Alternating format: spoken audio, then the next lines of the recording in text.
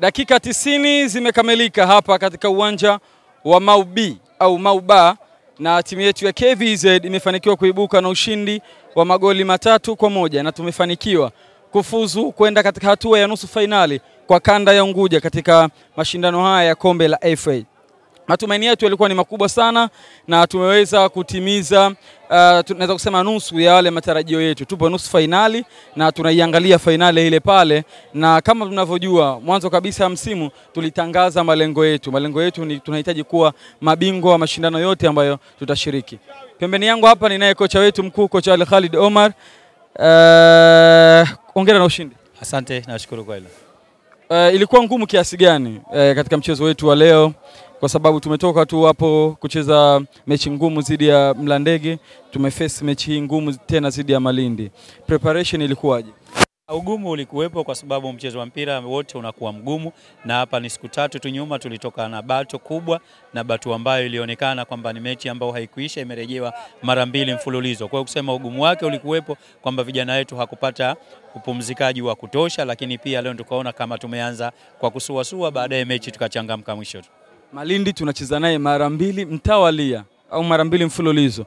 Hii inanikumbusha tulivyocheza na Mafunzo mara 2 mfululizo. Tunacheza mechi ya leo afu tunacheza naye mechi inayofuata. Hii kiufundi kwako wewe imekaje? Ipo sawa kwa sababu mpira utabakia pale pale. Wao walikuwa na mapungufu yao, tunaweza tukatumia hapo tukawa tuko na power juu zaidi hiyo mechi ambayo inafuata tena. Malengo yetu ni kukusanya alama 3 katika kila mchezo, katika mchezo 6 hii ambayo iliyobakia. Nikiangalia ratiba inatubana sana, kila baada ya siku 2 ndo tunacheza mchezo. Hii haiwezi kuleta athari yoyote katika malengo yetu ya kuwania ubingwa kwa msimu huu? Athari inakuwa ipo kwa sababu wachezaji wapati mapumziko ya kutosha, lakini kiufundi hapo unadili na wachezaji kwenye brain psychology ya kwao ili kuhakikisha unapata kitu kizuri kupitia kwa wachezaji. Unaambia nini mashabiki wetu? Watarajie nini kutoka timu yao katika michezo iliyosalia kwa kombe la hili la FA na ligi kuu? Washabiki waje watusapoti kwa sababu kadri tunavyoona wanatusapoti, na sisi KVZ kama timu yao tunapata nguvu, tunajua kwamba tunafanya kazi, lakini tuna watu ambao wanatusapoti nyuma yetu. Kwa hiyo bado tunawashukuru sana washabiki wetu, lakini tunawaomba kwamba waongezeke kuja, na tunaahidi kwamba tutafanya vizuri na zaidi ya michezo inayokuja. Asante sana coach. Hayo ilikuwa ni tathmini fupi ya mwalimu wetu mkuu coach Ali Khalid Omar kwa mchezo wetu huu wa leo.